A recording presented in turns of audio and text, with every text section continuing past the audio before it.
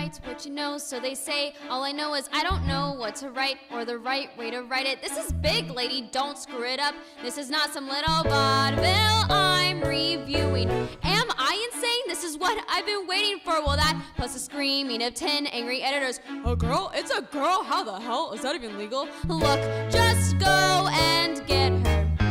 Women's Writers Class Day 1. I'm not entirely sure why this needs to be a class. I mean, I get that the oppression was there, but I'm pretty sure no one still thinks it was fair. Women writers are just writers. I don't get why we compare the two when we all know it's true that women are equal. Yes, you have your occasional douchebag or freak. Well, those guys are in the minority, right? Are women really still stereotyped as much as we're saying?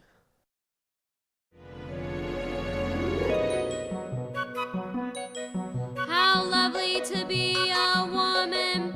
The wait was well worthwhile. How lovely to wear mascara and smile a woman's smile.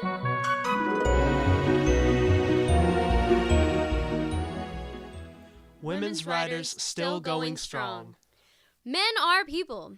Women, being the sex, have their limited feminine interest, their feminine point of view, which must be provided for. Men, however, are not restricted. To them belongs the world's literature. Totally valid. The terms man, dude, and bro are universal, but say you're acting like a girl is damn rude, so I can agree that that's a problem. I can also understand the idea that history is subjective. I mean, yes, it may be fact, but we are limited to just our one perspective, and acknowledging this different past would mean to acknowledge a separate class being needed in order to offer the writing more of the respect it deserves, so. They say it's a man's world, well that cannot be denied. But what good's a man's world without a woman by his side? Or on her own. Either way is good, either way is good. Women's Writers a few weeks later. Webster's definition of mansplaining. Mansplaining.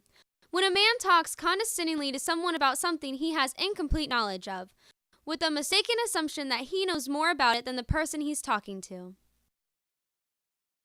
Okay, so I'm passionate about this topic and I want to share, but the thought of avoiding that word is always there.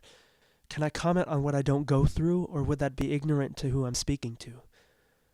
If a girl is raped and does nothing but I report it, is that mansplaining or to be rewarded? Maybe this class is mostly female for a reason. It's a place for women to be empowered that can offer them freedom.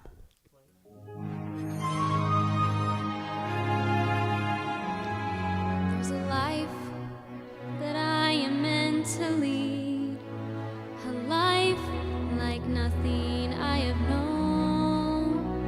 I can feel it, and it's far from here. I've got to find it on my own.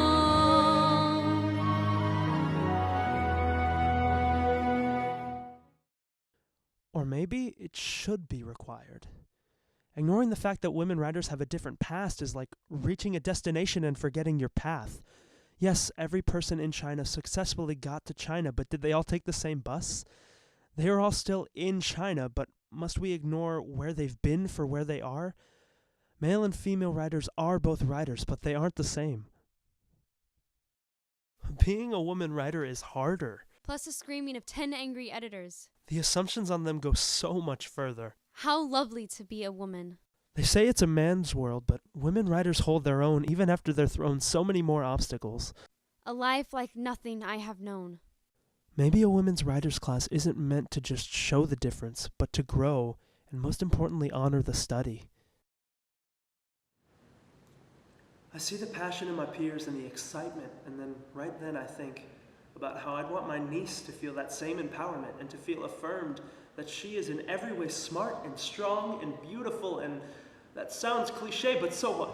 If I can construct a project with emotion interwoven with song of how the class has changed my stance, then I believe one glance would change another as well. So now I leave you honored, enlightened, and motivated as hell.